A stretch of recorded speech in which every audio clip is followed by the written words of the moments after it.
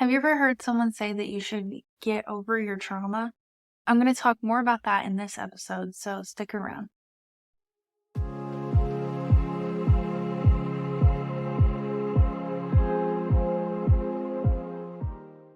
My name is Hannah Bodenhorn, and I'm a licensed mental health counselor, and this is the Reflection Room. I feel like a lot of times my clients have come to me and they say that someone has told them they need to get over what happened to them. And I honestly believe that it's not about getting over it, it's about moving through it. And I believe that trauma ultimately changes everything about us.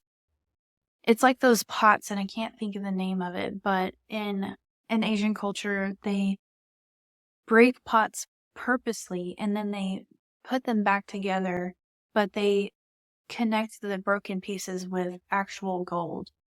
And I think that resembles healing and processing trauma in a really beautiful way. Because we do have to put ourselves back together, and that's what healing is. And we are responsible for putting ourselves back together through healing and processing what has happened to us.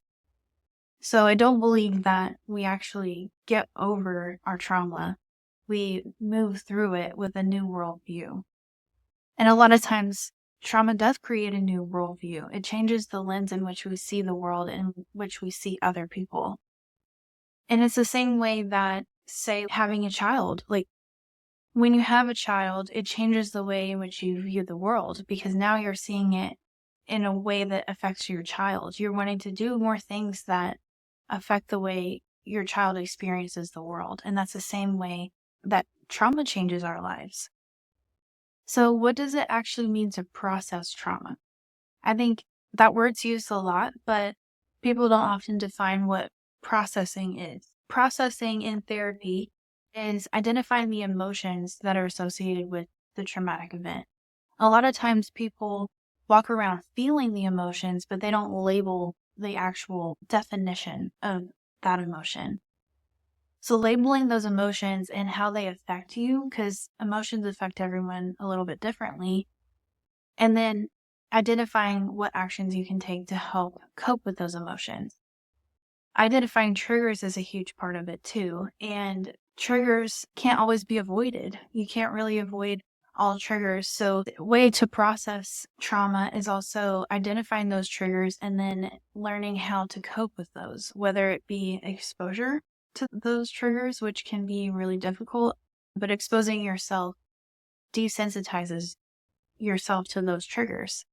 So ultimately, it can help you in the end. But identifying those triggers, labeling emotions, figuring out how your worldview has changed and what you see differently, that's a huge part of it too. So you may think of things a lot differently now. You may see things different than you once used to, whether that be religion, politics, family values. It could be anything. Anything, relationships you may see differently. Certain people in your life you may view a little bit differently, and it's really important to identify those things because without that you could unintentionally hurt other people or yourself or damage relationships. So processing in that part is very important. Another huge part is how trauma affects your body.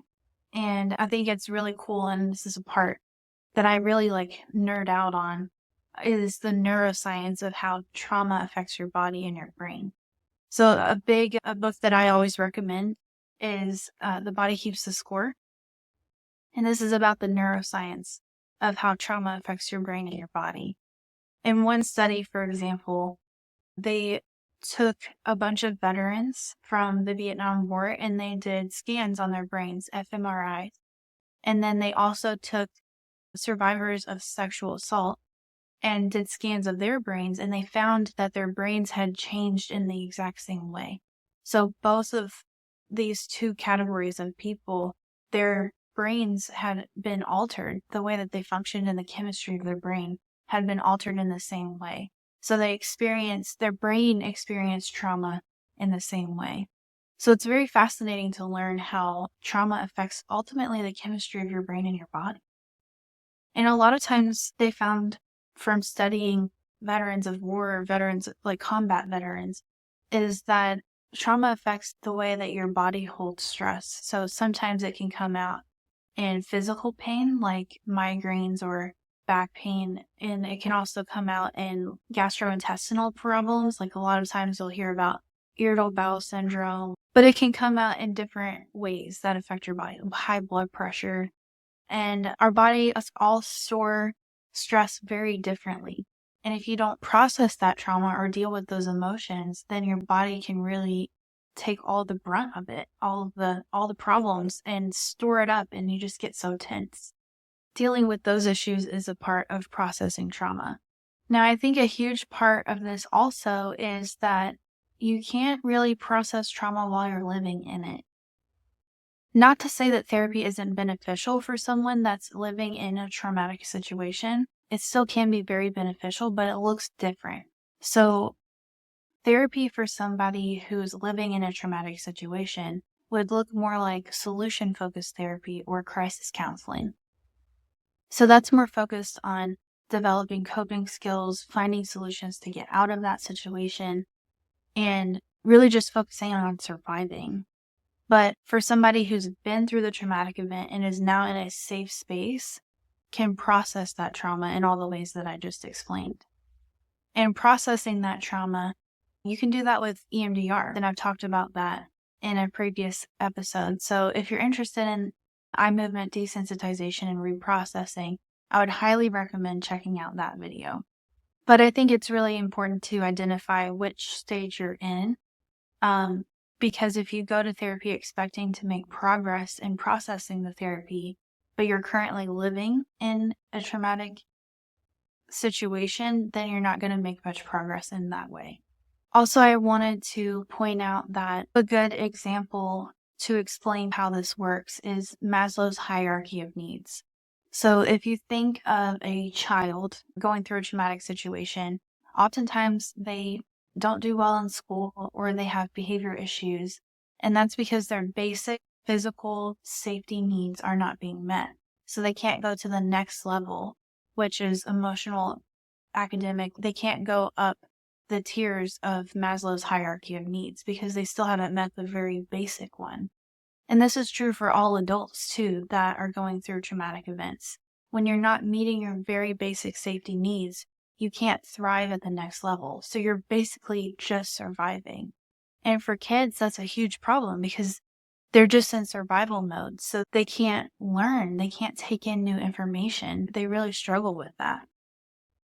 And a lot of times kids going through trauma, they can't process that trauma until they're in a safe space, but that doesn't happen until they're adults. And a lot of times I get clients in their 30s, 40s, 50s where they're just now saying like, all of a sudden anxiety, I just have anxiety and depression came out of nowhere, or I just keep having these nightmares. And all those are symptoms of PTSD, but it doesn't come up until you're in a safe space where your brain can tell your body, finally, I'm in a safe space and now I can deal with this. And then it all comes out.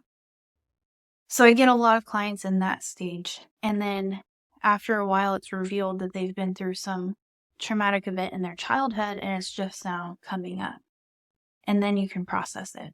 That's a little bit about trauma and what it looks like to process it. If you have any questions, drop them in the comments below. And until next time, keep on reflecting.